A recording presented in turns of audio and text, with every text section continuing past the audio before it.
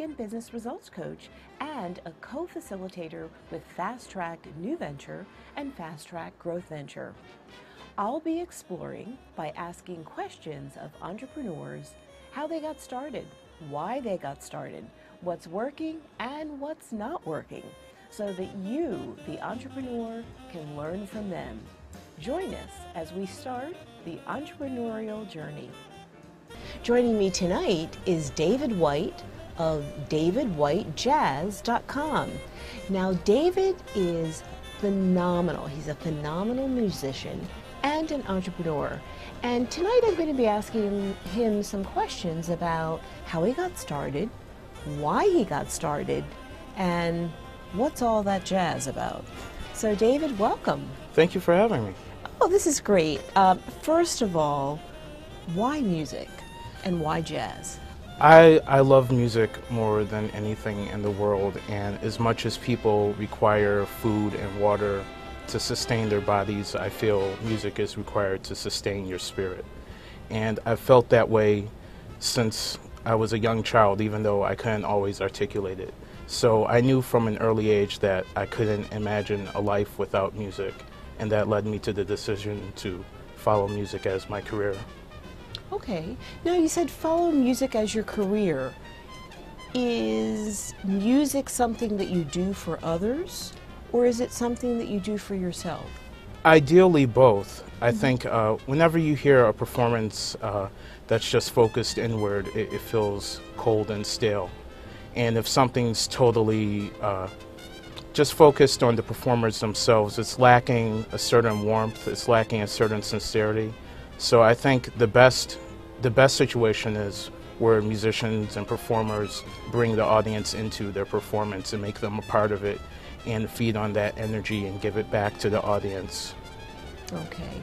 Now, I know a little bit later we'll actually go to your website and hear some of your music. But before we do that, what made you go from being a musician to an entrepreneur? The reason I took that step was because I wanted to have control over the music that I produced. And also, not only did I want to have control over the final product, I also wanted to hopefully profit from my efforts that I put into music. So I felt the best way to do that would be to form my own band, to form my own record label, to produce my own music, and to distribute my own music. And hopefully that way you'll have the truest sense of what each artist is trying to convey, not only myself, but others who are going to be signed to my label. It'll be the unfiltered ideas, the actual essence of each person coming through on the record without the interference of a record company or producers who are more interested in their ideas than what each individual artist has to say. I want all of the music to be very individualized and very sincere, and I think the only way to accomplish that would be to take control of what you're doing for yourself. Okay, so it sounds like you're not going to be a starving artist. Hopefully not. Hopefully not. Okay, so you mentioned a number of steps, and Yes. as an entrepreneur, building a business involves a number of steps. I heard you talk about soliciting the musicians, getting them to sort of express themselves creatively, actually having everyone work together, having a product be produced, having it be distributed. What does that cost? How do you know that you can do it in a way that makes money? I did research before starting. I think that was the most essential step. When you hear the term starving artist, I think it's assumed by many, if not most, that if you're going to be an artist, a musician, then your efforts will not be profitable. But I didn't want to just accept that. I wanted to have the actual figures to say, well, okay, you're saying my record's not going to make money, but how much does it actually cost to produce? So I did a great deal of research. I researched artists who were producing music similar to mine, and I figured out all of their production costs by contacting various studios, contacting various publishers, printers. I just basically made a list of everything that could possibly go into the production, and then I contacted several places in the New York City area and got price quotes. And I came up with a ballpark figure of how much it should cost to produce a record. Then I found out how much you could make from the selling of the record in various venues, and I came up with the break-even point, which for my record is at about 700 units, which I felt was quite reasonable. I feel that 700 units is reasonable. So before I accept the idea that my art form is not viable, I think I'd rather find out for myself and apply the research to it and have actual figures before I accept the common knowledge that artists must be starving. Now, as a fellow entrepreneur, I'm totally comfortable with the terms that you're sharing. And in fact, I almost wonder, were you an accountant by training? No, I was not. Where'd you learn? I mean, you're a musician. Where'd you learn things like break even and research? Why? I mean, that doesn't sound very musical. Well, in a sense, yes, but I think music is more mathematical than people realize, number one. And secondly, I knew in order to be successful in this, I would have to educate myself. So I went to nyc.gov, and I took literally every class that they had over the course of about 6 months. It took me to finish them. I took, except for the ones specific to restaurant and construction. But other than that, I took every class. And I was in your class also. That's true. So I'd like to give you a tip of the hat for putting some of these terms in. Okay. Allowing me to be conversant with them. Okay, good. Now, people who have taken my course know that I like to collect fees, so I'll hold off on that for the moment. But yes, you are comfortable with terms like break even. You talked about 700 units. You talked about building a team. In our course, we covered sort of a soup to nuts of starting a business. What got you started as an entrepreneur, though? I understand the desire to study and be prepared.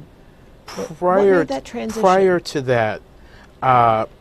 that, I was working for a nonprofit agency as a human resources manager, and that job unfortunately came to an end during the economic crisis, and I found myself with more time to study and research. And initially, as anyone who loses their jobs through downsizing, you just try to get the exact same job that you had.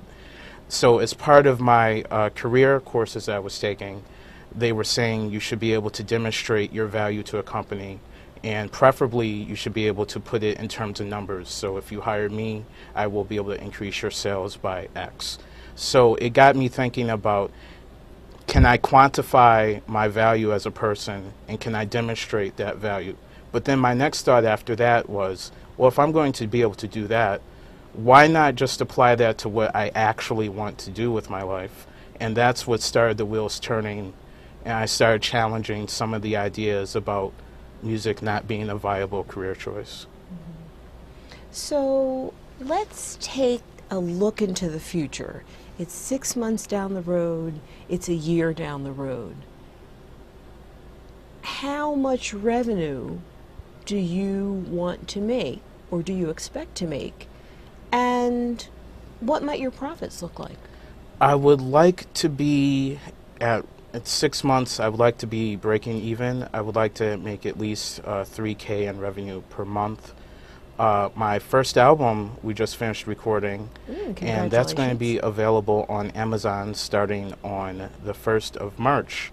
So I priced the units at $17.95, and there's roughly $4 in fees, and the per unit cost to manufacture the CD is about $3. So for each album sold, it's a profit of about $10. And that's not including digital downloads, which will come in a little bit later via iTunes and etc. So you are really making an enterprise out of this. You've got really a distribution area, a well-known one, Amazon. You're looking at multiple formats. Are you still doing live performances? Yes. We're going to be having our CD release celebration on the 27th of May at Symphony Space, which is at 95th and Broadway here in New York City. And will you be charging for that? Yes. Like a true entrepreneur. It's our opening, but you're going to pay.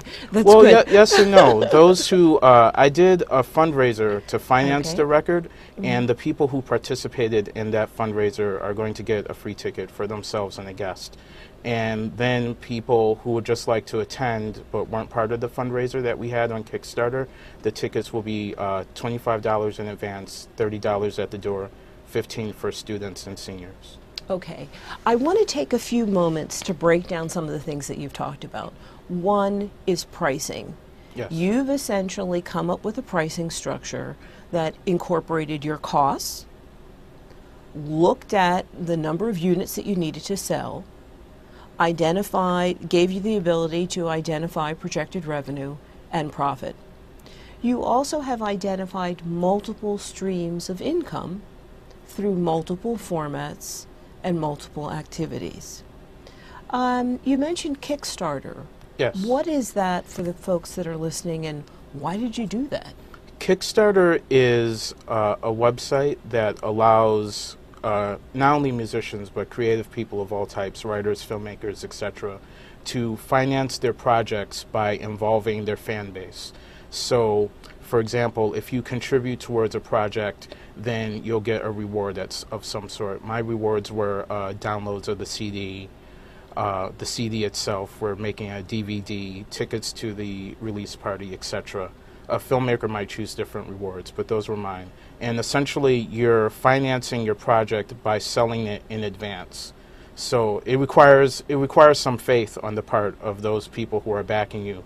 And to thank them, I listed each person who backed my project in the liner notes of my CD. So every printing of the CD will contain those people's names, because I'm just so grateful to So them. when we bring you back next time, you'll have the CD? Yes. Okay, Yes. you'll be able to show that? Yes, I will. Okay. Great. Well, you impress me as a person that when faced with a challenge, you just look it squarely in the eye and say, I'm going to research you, and I'm going to survive. Oh, thank you. Thank you. It's yeah. that trait in me made me a somewhat difficult child. I was a bit defiant, but as an adult, it's something that I've put to my advantage. So what is the instrument that you play? I play the trombone, Mm-hmm. and I also compose and arrange my own music, primarily for a 17-piece jazz orchestra. Okay. And on your upcoming CD, what's your favorite selection? My favorite selection is a piece that I wrote called Eyes Closed, and I'm really happy with how it turned out. It had some amazing soloists on it, some amazingly talented people playing on it, and I'm especially fond of that track. It's track number 2. Track number 2. Okay. So what's your website again, so that if people are inspired to move forward, perhaps with their eyes closed, they can still get your CD? It's at www.davidwhitejazz.com. Okay. And in a few moments, we'll actually go and listen to the CD. And while we're waiting for that to queue up, tell me, what has been your greatest challenge as an entrepreneur? My greatest challenge is maintaining faith in myself, maintaining optimism that things will eventually succeed, even if at the current moment it looks bleak. It's just pressing past that and keeping the larger vision in mind. Okay. So, by the same token, what's the one piece of advice that you'd share with a fellow entrepreneur who's on that journey? I would say the most important thing is to surround yourself with like-minded people and to disassociate yourself from negative, critical people, because you need to surround yourself with positive energy that uplifts you, people who believe in your ideas or at least willing to hear you out, and you need to stay away from the opposite. I think they're probably equally important. There are certain people you need to embrace and some people you need to run from. Wow. This has been very inspiring. David, I really appreciate you spending some time with us today. David White, who you can find at www.davidwhitejazz.com. And I would encourage you, if you haven't made a note of it already, to check out some of his appearances, his opening, and pick up his CD. I particularly like that title. And would you give it to me again? Eyes Closed. Eyes Closed. In some ways, it's a metaphor for entrepreneurism. You don't want to walk forward with your eyes closed. You certainly want to keep your eyes open, and with some research, with some faith, and in David's case, with some music, you can just move forward. Thanks, David. Thank you. I have a section of live shots that were taken in performance. This was at the Garage Restaurant where I used to perform, and a number of other shots. This is from Cavijas in New York City, and this one is of the Purchase Trombone Choir. This is my mentor, Jim Pugh, who's literally one of the best trombonists in the entire world. He's my professor at Purchase. And this is me. I'm here in the trombone choir. A trombone choir is a group of 12 or more trombones. It sounds like it would be loud, but it blends very beautifully. And especially we played Samuel Barber's Adagio for strings, which if you haven't heard it on the trombone, it's very beautiful and moving. The next section is called the Woodshed. I put some of the jazz solos that I've transcribed. By transcribe, I mean listening to the record and then writing down the notation for the music. So I put some of the ones that I've done along with an audio sample, just a clip, so you can get an example of what it might sound like. The first one is by J.J. Johnson. This is a famous album that he played on Night in Tunisia, and students and other people can download the actual PDF of all of these solos that I've transcribed. I'm going to be putting more up as time goes by. I've got one here that I especially like is a Louis Armstrong solo, Strutting with Some Barbecue, off of the Hot Fives and Hot Sevens. That's a great one. Then this next section is called Synergy.